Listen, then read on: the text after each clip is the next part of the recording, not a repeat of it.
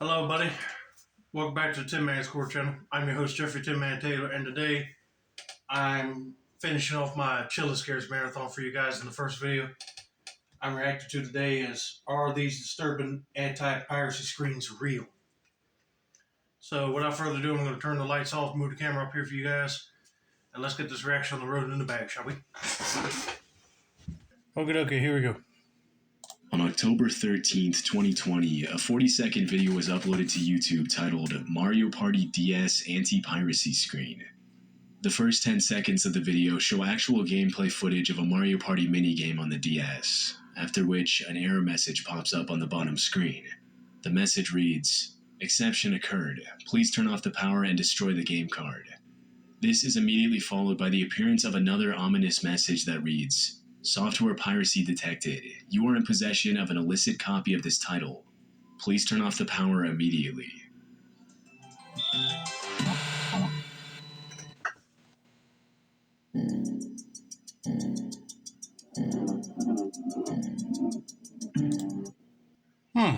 To be honest with you, that would make me jump if I was playing that game and all of a sudden that popped up.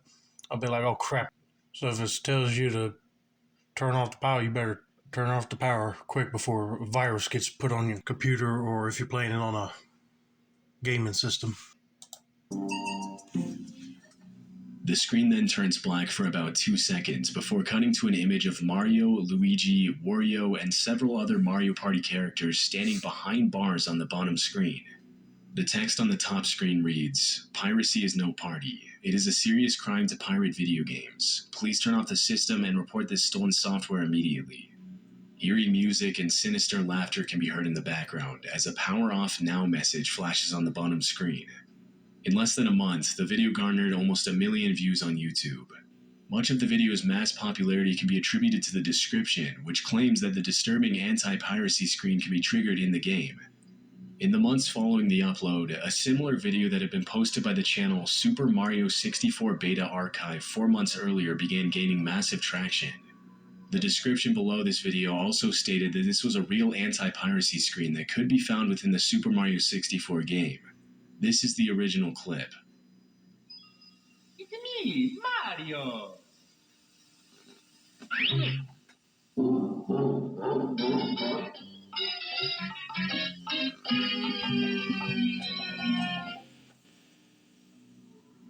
The screen in question shows Mario sitting on top of the N for Nintendo, reading what appears to be an instruction booklet.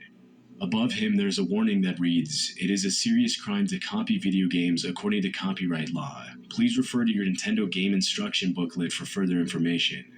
Beneath Mario, a message in Chinese directs the user to the instruction manual.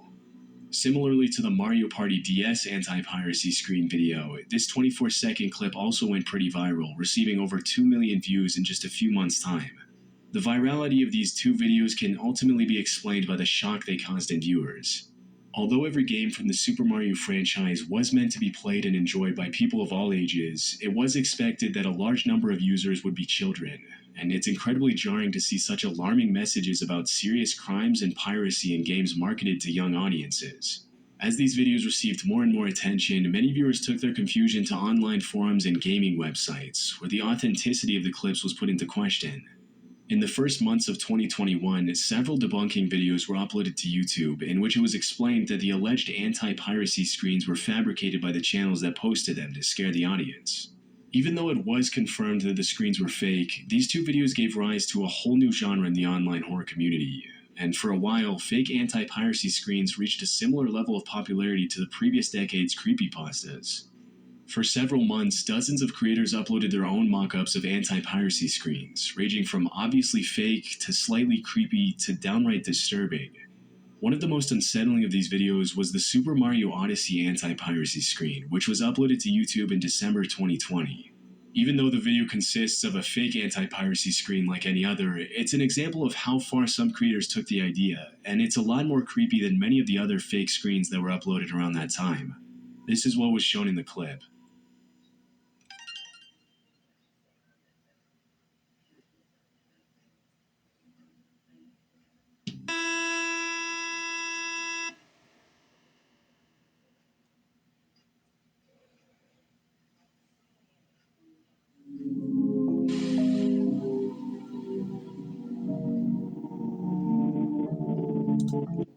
Okay, that is spooky.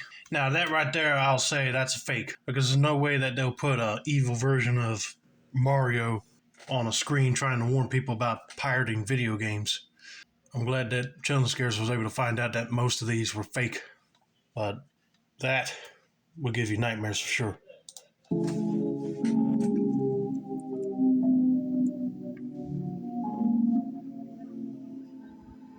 The fact that this screen was so haunting immediately gave it away as fake, as Nintendo would obviously never terrify its users with these kinds of images and disturbing messages. Although most users were able to recognize the more extreme videos as fake, other anti-piracy screens were a lot more subtle, which made it much more difficult to tell whether they were real or fake. Many of these screens were so well edited and so carefully thought out that thousands of viewers believed they were real. The fact that a large number of people would comment on the YouTube videos and in various online forums claiming that they had seen the anti-piracy screens pop up on their games only made the fake screens more believable. One of the most notorious of these screens was featured in a video called Sonic the Hedgehog 1991 Secret Anti-Piracy Screen. The clip shows real footage from the 1991 Sonic game for the Sega Genesis, in which the player adjusts the game sounds in a specific order before starting the first level. After progressing through the level for a while, Sonic can be seen turning around and running in the opposite direction until a bonus stage ring appears on the screen. As soon as Sonic jumps into it, the game glitches, and the player is transported to a screen with a black background and a message discouraging the use of pirated software. Below, a frowning Sonic gives the player a thumbs down while holding a game cartridge featuring Dr. Robotnik in the other hand.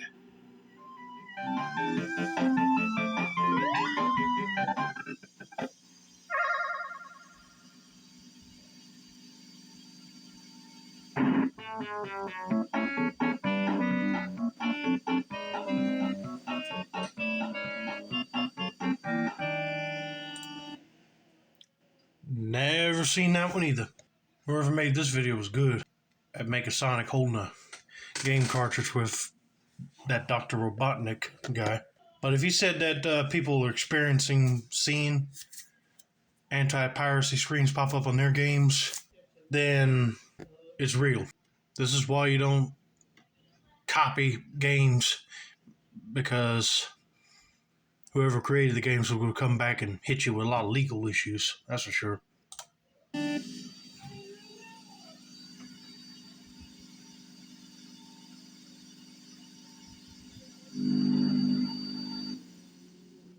As soon as the music ends, two unsettling messages appear on the screen. What are you doing here, and you shouldn't be here. Sonic's eyes then turn black and the video ends. Although the description in the video doesn't mention that the video is fake, the grammatically incorrect anti-piracy message, the cheesy warnings, and the overly creepy image of Sonic with blacked out eyes gave the video away as fake. However, many first-time viewers are still being fooled into believing the screen is real and can be triggered within the game. Although some of the most widely known screens have been confirmed as fake, others have remained not as clear, such as the one that allegedly appears in the highly popular 1930s cartoon-inspired game Cuphead.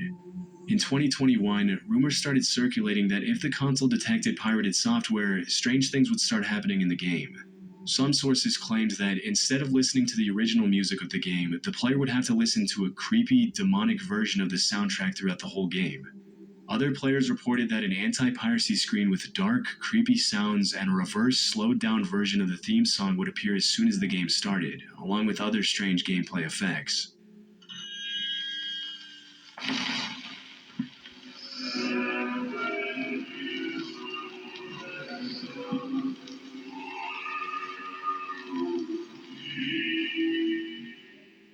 To this day, most of the people who created these screens and uploaded them to YouTube haven't confirmed whether they're fake or not, but the fact that nobody has actually found a way to legitimately trigger these screens on pirated copies indicates they're not real. The main reason why this myth gains so much traction is that it's based on something that really does happen in the game. In one of the game's updates, a strange audio that can't be triggered in the game was randomly introduced into the game's files by the developers. The file was titled mus_intro_don't deal with the devil _vocal_666. And it was basically a reversed, slowed down version of the intro theme song with some strange noises added to it. Although the file definitely exists in the game, it can never actually be heard playing in the story, and it's unknown why exactly it was introduced.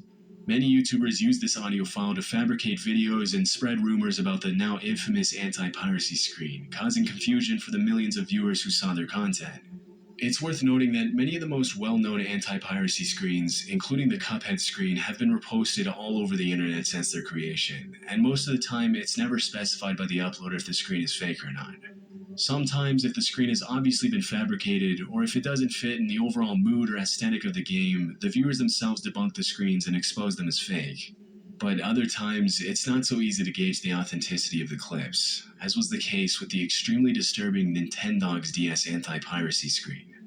In December 2020, a YouTube channel uploaded real gameplay footage of a player getting a dog in Niten Dogs and naming it Zeus. After playing with it for a while, taking it for a walk, and doing all the things that a normal kid playing Niten Dogs would do, a message with the words, "Zeus is sick with scurvy" pops up on the screen.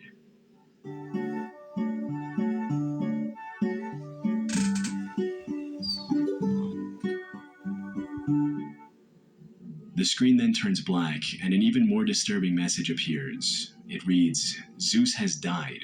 Nintendogs can only survive in legitimate Nintendo DS cartridges." In a dark turn of events, the player is then taken to the dog's grave before the video ends abruptly.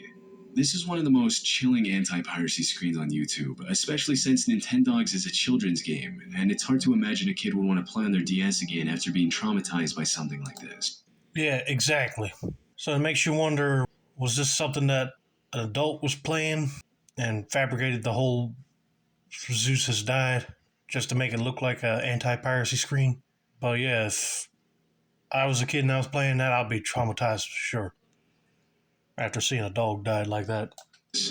Fortunately, the screen is completely fake, but that hasn't stopped many people from reposting it on other platforms as real, which has contributed to the screen's notoriety. While these anti-piracy screens are all fake, game developers have been implementing similar legitimate anti-piracy measures for decades. In the 80s and 90s, developers experimented with many different piracy prevention methods, including lens lock, code wheels, and hidden instructions in the game manuals. Lens lock was a technology that consisted of a plastic lens that players would have to hold up to the screen to decrypt a jumbled up two-letter code at the beginning of the game.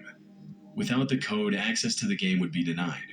Over time, lens lock became extremely annoying for users, and many developers started to use the game manual as a copy prevention measure.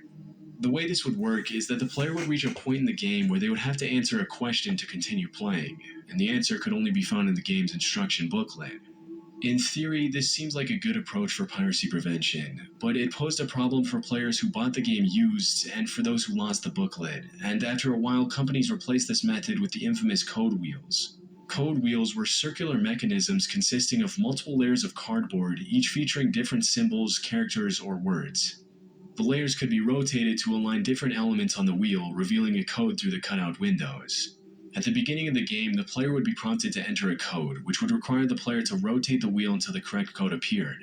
The gaming community didn't appreciate this added layer of complexity to start playing their games, and most companies dropped the code wheel soon after. This is when in-game anti-piracy measures started to become more popular. The basic idea behind this was that when the console detected copied software, the game would alert the user in different ways to discourage the use of the pirated copy. This would usually take the form of a black screen with no music and a message similar to the ones in these images. This was common in popular games such as Donkey Kong Country 1, Super Metroid, Super Punch-Out!, and Super Mario All-Stars. And while this was a necessary anti-piracy measure, it didn't take long for game developers to get a little more creative with in-game anti-piracy methods and start making them a bit more creepy.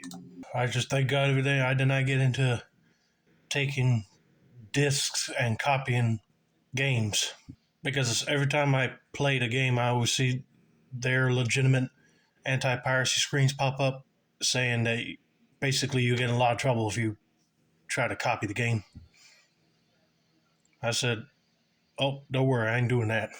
If I had to play a game where you had to mess with these right here, I'd be like, that's it, I'm done, I'm selling the game right now.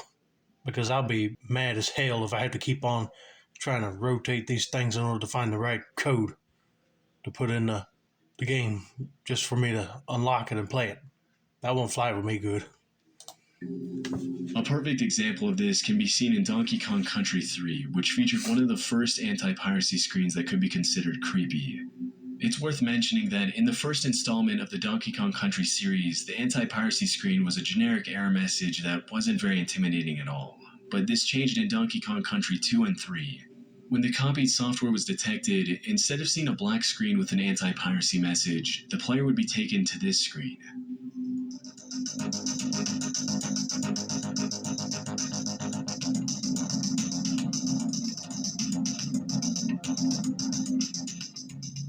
As some viewers might recognize, this was the Game Over screen from Donkey Kong Country 3, which shows Diddy and Dixie Kong in jail while an eerie theme from the game's soundtrack plays in the background. In front of the characters, we see an anti-piracy warning. After a few minutes, a different message appears. This one reads, "An irregularity has been detected. Turn the power off, wait for 10 seconds, then turn it back on again." While it may not have been the developer's intention to make the screen creepy, the ominous warning, the eerie music, and the dark image of the main characters in jail made this a pretty unsettling anti-piracy screen. An even more disturbing screen can be found in the 1988 choose-your-own-adventure game Goldrush. At a certain point in the game, the player is required to answer a trivia question to continue with the storyline. The answer to this question can be found within the game's instruction booklet, and if the player answers the trivia correctly, the game continues as normal. However, if the question is answered incorrectly, the player is taken to this disturbing cutscene.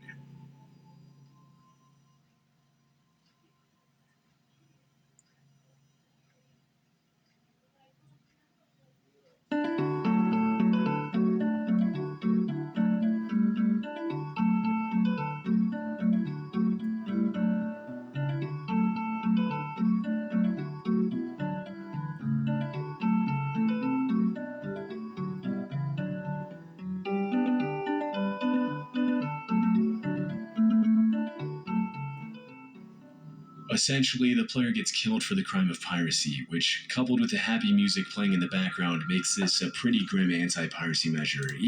I'll say it's grim. I don't know why they put that in this game, but it's supposed to be like a Gold Rush, Wild West type of adventure game. And back then, there were a lot of hangings. So I can see now why they did it, but really, it's disturbing. You could have just popped up with a cowboy warning them about anti-piracy instead of showing somebody being hanged. Imagine if a kid was playing this, they'll be scarred for life. Even if the developers might have intended it to be funny. Around the same year that Gold Rush was released, another game with a much different plotline captured its audience's attention on account of its unsettling anti-piracy measures. Due to its limited audience and unusual storyline, this is a much more obscure game that many people might not recognize, but the anti-piracy measures are unsettling enough to make it worth covering. The name of the game translates from Spanish to the Abbey of Crime. It's basically a murder mystery game set in the Benedictine Abbey, and it was inspired by the classic 1980 novel The Name of the Rose. Although the game is free to play, it features a somewhat creepy anti-piracy method to prevent unauthorized modifications, which is understandable considering it was created by two independent Spanish game developers. When the game is launched, the software verifies that the palette and audio tracks are stored in their original configurations. If they're not, it initiates its copy protection. During normal gameplay, when the player enters the Abbey, the song Ave Marie can be heard playing in the background as music. But if the copy protection is activated, this is replaced by something completely different.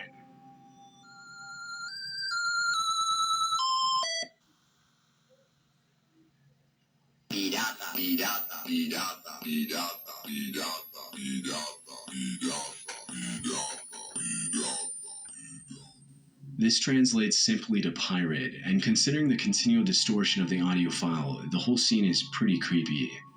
Although both Goldrush and the Abbey of Crime are pretty old examples, modern game developers have continued to get creative with their creepy piracy prevention measures to make their games more difficult to crack. Yeah, I saw that. That'll make my eyes hurt. I'm sorry. They had to really throw in Christmas colors just to give off the point of you pirated content.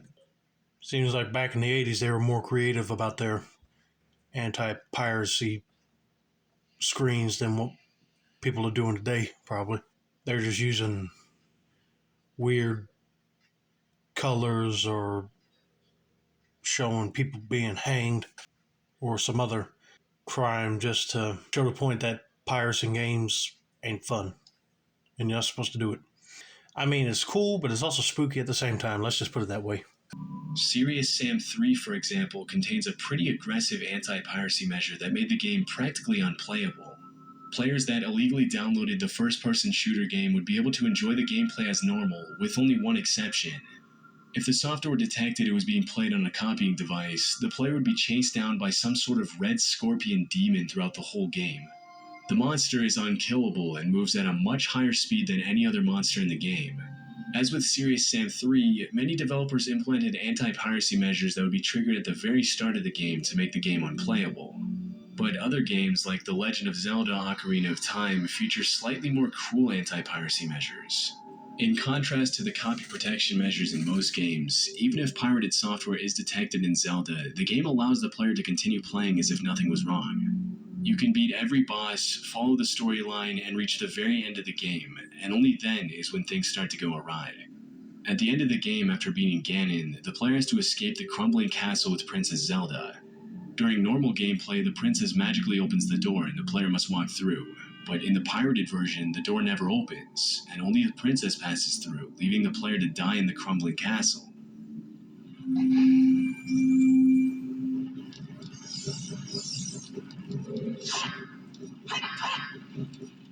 This disturbing anti-piracy method prevents the player from ever finishing the game, which is similar to the approach taken by Insomniac Games to stop unauthorized copies of the game Spyro Year of the Dragon for the original PlayStation. Released in 2000, Spyro had one of the most ingenious anti-piracy systems in video game history. If the game's software detected it was being cracked, Zoe, the progress-saving fairy, would say this to the player. I'm sorry, Spyro, but you seem to be playing a hacked version of this game. This may be an illegal copy. Since this copy has been modified, you may experience problems that would not occur on a legal copy. Despite this warning, the player was still allowed to progress through the game's levels. But the attempt to crack the game wouldn't go unpunished, as the developers made the game as annoying as possible to play for the people who tried to crack it. Eggs would randomly start disappearing from the player's egg count, Spyro would start to move slowly and clumsily, gems would start to disappear from the levels, and even the language would randomly change in the middle of the story. The further you progress in the game, the worse these glitches get, making it almost impossible to beat the game. Even with these protective measures, players can still fight the final boss, but the developers made sure that pirates couldn't enjoy the happy ending. During the final boss battle, the game automatically crashes, and when you open your inventory again, you'll find that all your eggs, gems, and other purchases have been permanently deleted, which means you have to start the game all over again, repeating the cycle infinitely. Anti-piracy screens like the one in Spyro have become more common with the passage of time, as developers have found this to be one of the most effective ways to prevent their games from being cracked, especially during the first few days of the game's release. Although anti-piracy screens have served their purpose pretty well, their impact has extended far beyond the gaming community. With their unsettling content and eerie mood, anti-piracy screens have carved out an unexpected niche in the online horror genre, and have remained extremely popular to this day. So, if there's a lesson out of this, don't try to copy games, because then game developers already took the precautions to make you either lose in a game or you just won't be able to go through the whole game entirely. But also, I forgot to mention when he pointed out that plastic mirror thing that people have to put up to the screen just to decode a code that goes through. Besides that spiral decoder, that'll be annoying as heck too. But also, if I was playing that game that he mentioned with that red scorpion coming after you and it's unkillable, man, talk about Heart Attack City. But anyway, I hope you guys enjoyed this video. Don't forget to like, subscribe, turn on those post notifications for more Chill Scares content like this. This has been another successful installment of the 10 Man Score channel. I'm your host, Jeffrey 10 Man Taylor. I say that's a wrap, and have a nice day, y'all.